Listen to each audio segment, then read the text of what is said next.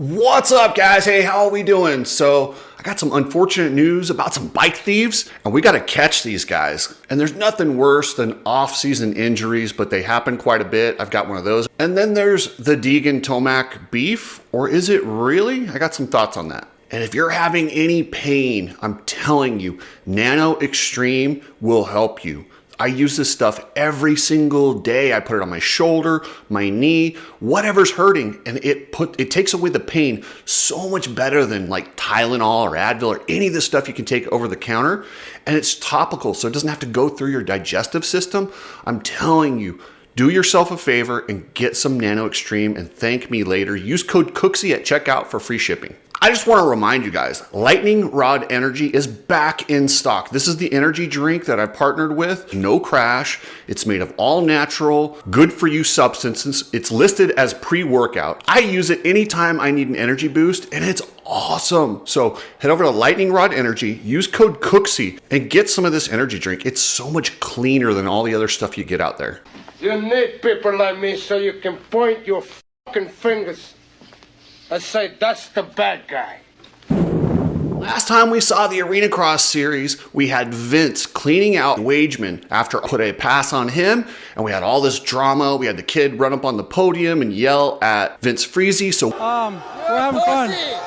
We were anticipating, when they get back to Loveland, Colorado, which is actually next weekend. Arenacross kicks off the first week in January. Supercross kicks off the second week. And by the way, the MCR Honda team will race in Guthrie, Oklahoma on Friday night, fly to Anaheim, and race Anaheim the next day. Talk about a gnarly schedule. These guys are traveling the world and going wherever they need to hit the races that matter. But when the Arenacross hits in Loveland, Colorado, it's going to be missing a star and somebody who really came onto the scene. Wageman passed Vince Freezy. He became a contender. He became a guy who could win races and put passes and run for a championship possibly. Unfortunately, he broke his wrist. This is such a tough sport. It's always one mistake away from surgeries and life-changing consequences. We sometimes forget that when we watch these guys ride, but man, it is gnarly. I send out my best to RJ Wageman. I really hope he heals up, and I'm so disappointed that he won't be racing probably for the rest of the year. I don't know how bad the wrist is, but from what he posted on Instagram, it looked pretty gruesome. So man, Wageman, I'm sorry that happened to you. That sucks. I really wanted to see the battle with him and Vince and all the other Arenacross guys. It is so stacked this year. It is a fun series to watch. So I'm telling you, get Arenacross All Access. If you go to Arenacross USA and get Arenacross All Access, you can watch them whenever. But I think they're also on Fox Sports or one of the other channels. But it's easy to watch. I just pay for the series. Whole series is like $39, which is not bad. And I like it because it supports these racers, and these guys pay as much as Supercross. These guys that are running Arenacross, they actually clear as much or more money than they would if they went and raced the Supercross. So if you do buy the All Access, just know you're supporting a series that is doing it the right way. Speaking of doing things the right way, if you're training, hit up Complete Racing Solutions. Coach Rob has everything you need to get yourself a program that will improve your fitness, your mental health, everything.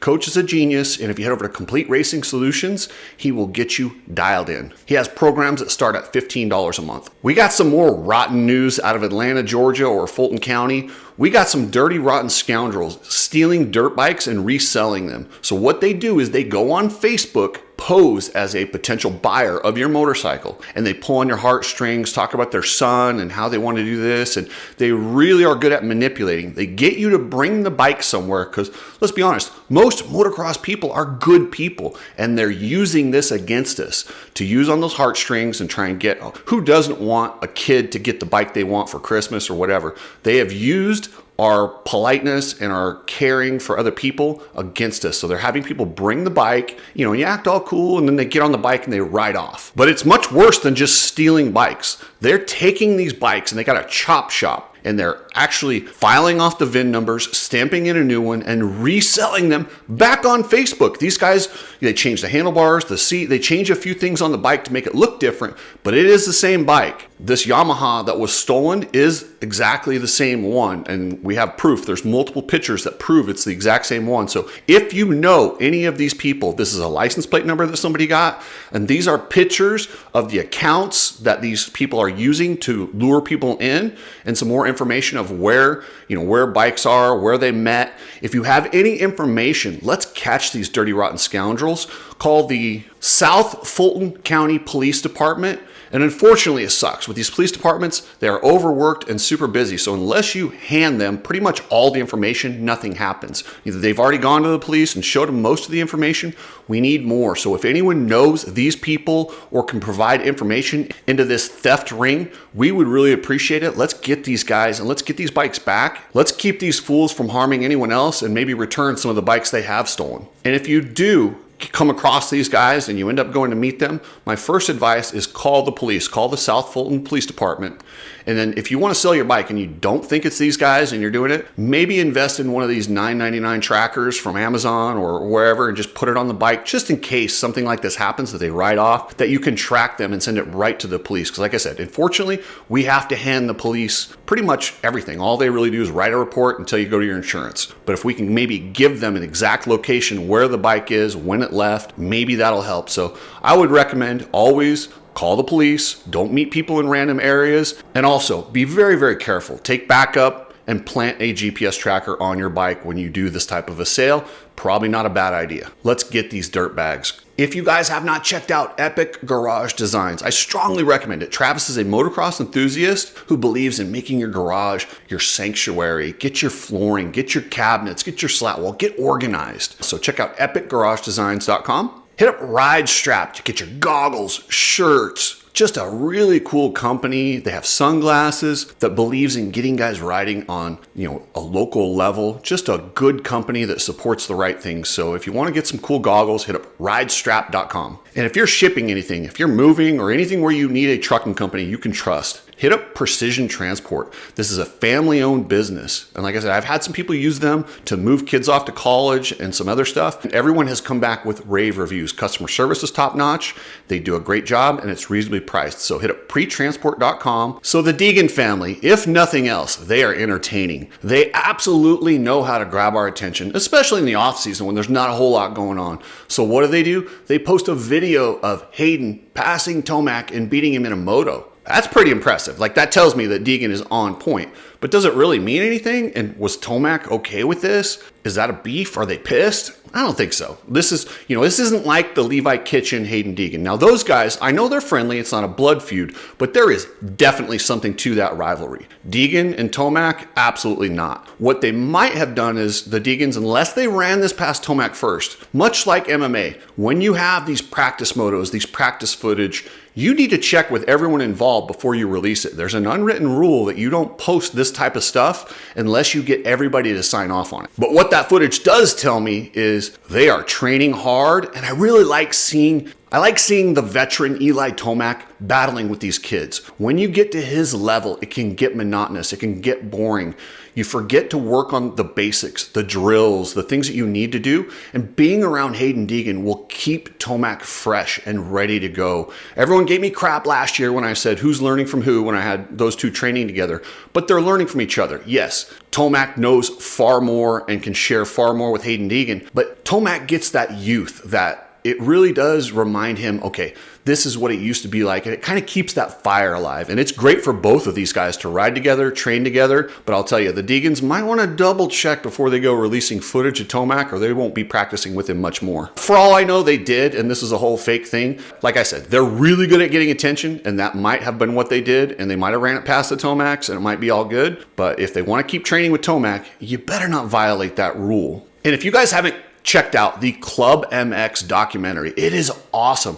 It shows me exactly why they're just taking talent that is kind of undeveloped, and they're able to take these guys with low confidence and rebuild them. Brandon Haas is a genius when it comes to bringing young talent and getting the most out of them. And they do something that not a lot of people do. A lot of people just think, oh, let's do motos, let's get the fitness, let's get the stopwatch out, let's go as fast as you can. But there's drills, technique. There's all these different things that you have to practice. I love that Club MX takes time to break down and run so many drills and just get these guys technique before you go hit the track and do these motos where you're just racing against a stopwatch. You take a guy like Tomac, who has all the skills in the world, but if you don't use them and run drills and sharpen them, they go away. And I know a lot of you guys hate my MMA analogies, but take Dan Henderson. Dan Henderson was an Olympic wrestler who fell in love with striking in a really big right hand. He called it the H-bomb, and he would knock dudes unconscious. Towards the latter part of his career, he stopped wrestling. He would still spar and do all those things, but he didn't wrestle. He never kept that tool sharp. Even though he's an Olympic level wrestler, he still lost the wrestling and got out wrestled by guys with not near the wrestling credentials. Jake Shields took him down and held him down and beat him. So that's why I like so much what Club MX does. They keep all the tools sharp. They make sure you're working on whoops, you're working on corners, you're working on the flat corners, you're play riding, you're doing all the little stuff. It's genius. That's why they're so good with guys like Enzo Lopes, Max Voland, Jet Reynolds. If anybody can get these guys and get all the potential out of them, it's Club MX. And the way that Brandon, I don't agree with everything. I don't like seeing them hit weights and stuff and heavy weights. I think that's just ridiculous. I don't think you need it for motocross. But the drills and the way he gets the most out of them is what's absolutely amazing. And with Anaheim just around the corner, this is when we find out who did the work in the off season, who did the drills, who got their base fitness, because you cannot get that base fitness throughout the year. There's just not enough time. So when I talk about base fitness, Coach Rob always speaks about this. What this is where you do long cardios at a low heart rate. You cannot do that when you're racing on the weekend, trying to recover, traveling. Now what you got to do is in the off season, maybe take a month or two and just do low heart rate, long time, and build that base. So all year, you see a lot of the guys halfway through the season fading out. It's because they don't have this big reserve tank in their base fitness that Coach preaches so much. We find out about halfway through